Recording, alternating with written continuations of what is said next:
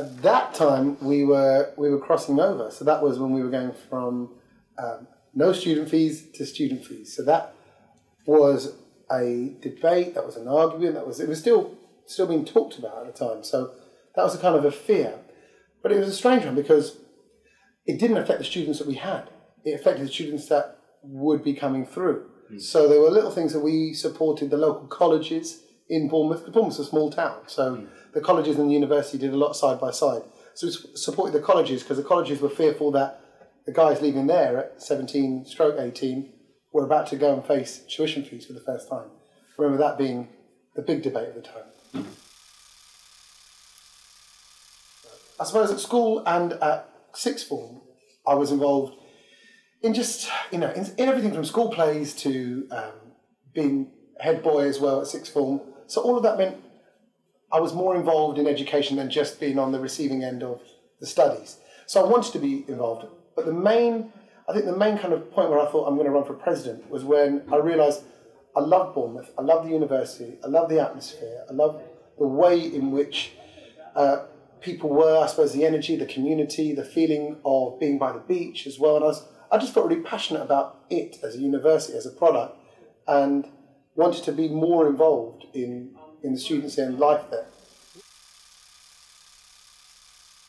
The election campaign was it was quite easy for me in the first, because I ran for 2 years, so I got re-elected for a second term. So the first term, I had no opposition, and in the second term, I had one person who opposed me, but it was fine. Precious memory is, I suppose, seeing the union grow. I remember the union's commercial activity in terms of their nightclubs and their societies were growing. The success that we had commercially in the nightclubs, in the bars, could then feed into a real wide variety of societies as well. Being Bournemouth, being on the coast, there was lots that we could do sports-wise, activity-wise. We were quite involved then with the sports department. Even at one point, there were even loans that we could lend as a union to the university and to their sports department that I don't think many other unions could do. So it was a success. As a business, it was a success, and it was providing the service that it had to for students.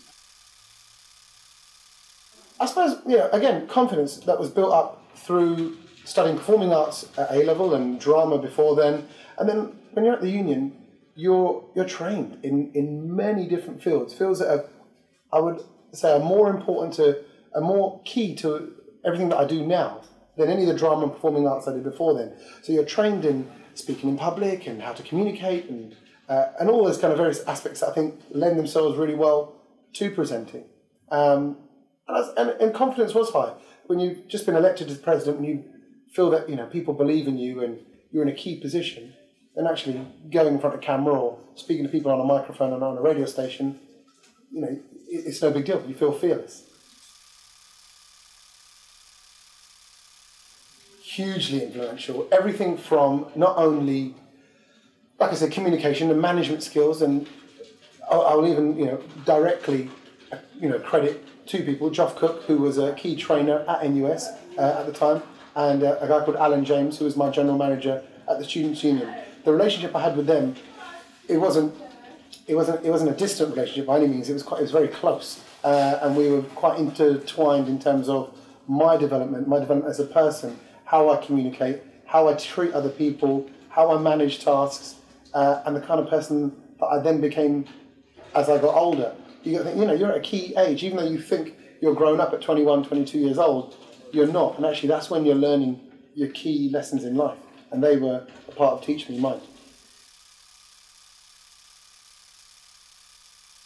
I do remember we were out in the middle of nowhere. We were in the sticks, in this quite a nice kind of farm lodgy place having some training.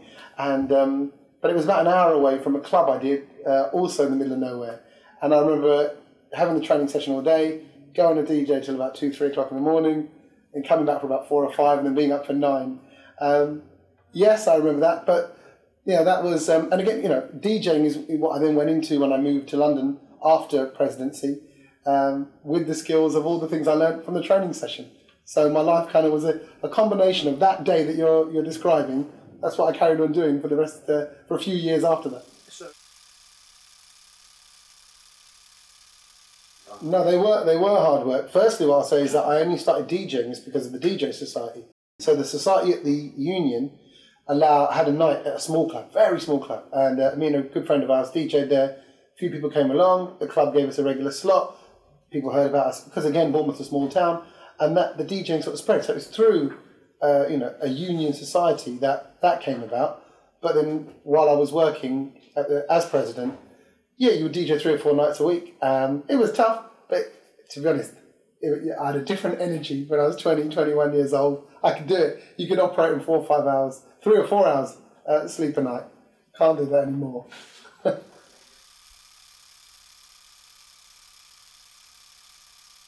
So I have a daily breakfast show on the BBC Asian Network, which takes up every morning, Monday to Friday. I also host a gadget show for BBC World, which we film every few weeks, which doesn't play out here, but plays out all across channels all over the world, BBC World channels. So that's kind of my presenting side, on one side of things. And then as well as that, I make the music for all the TV shows that Thumbs Up produce. So we've been now making Britain and Ireland's Next Top Model for 7 years, going into our 8th series. And I make all the music to that. So that's been made. There's a team of production people here as well that are making a new series of that. We're working a new show with Morgan Spurlock, the guy who's famous for Super Size Me, all the burgers. There's another reality show about my big fat operation, about some people that are overweight that are having key operations to save their life and changing their lifestyle. So various bits of telly are going on in here. I make all the music of the show, and yeah, as a team, I suppose, there's a group of about 15, 20 people that help run this place. Right. Yeah, again, that's actually one of the reasons why, through having the Al Graham role, through being on Blind Date, is one of the reasons why nobody ran against me. I think the first year I ran for president was because then, at that time, there was no Big Brother, there was no, even digital television hadn't really fully exploded. So it was the TV that everybody spoke about. Whoever was on Blind Date would be in the papers the following week. So you got a lot of notoriety from it. So, yeah, I went on the show. I was lucky enough to be a picker. I took a girl away to Monte Carlo. Nothing happened. It didn't really work out. No, I didn't. It's funny. I remember thinking back then, when the debate was going around, and you look into different models and methods and the way in which education will be tackled. You hear from officials saying, this is going to happen. They can't afford to keep paying for everyone's education and higher education, which is a sad situation. But if that was the way, then we were even looking into different ways in which that could be managed and run. And I remember hearing about in Australia then that they were doing a system whereby you could take out in a way, a kind of a loan, a graduate loan, and pay it off once you're earning. And that, for me, if I'm honest, felt like a better option because it didn't stop you from going to higher education. You would have to deal with the debt still, but rather than put it on your parents who may not be able to afford it, or put it on you, making you make the choice to not go into higher education, at least this way it meant you could get in and hopefully get a better job and then pay it off later. And now I think that's kind of one option that's being talked about more and more so now. So no, who knew back then? And no, definitely not. I'd do it all again at the drop of a hat.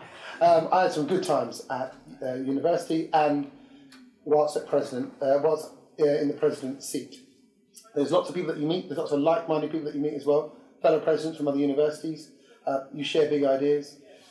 And it comes from, I suppose, a want to genuinely make a difference and to look after your people, your students. To think, I felt passionately about Bournemouth and as a university, and therefore the students that were there. I didn't want the culture of the university to change. I wanted it to be a fun university, and it was a creative university, and you want that to maintain. And in the same way as a radio presenter works for the BBC, I often describe the BBC to be a lot like a union. You have members, you have trustees, you have people that are there to serve a role rather than clearly, just look at numbers and bottom line. The BBC isn't like that, and the Students' Union and the NUS are not like that. So, in a funny old way, I kind of feel like I'm working right now in the entertainment arm of the NUS for the BBC. Still 3 letters, but just different ones.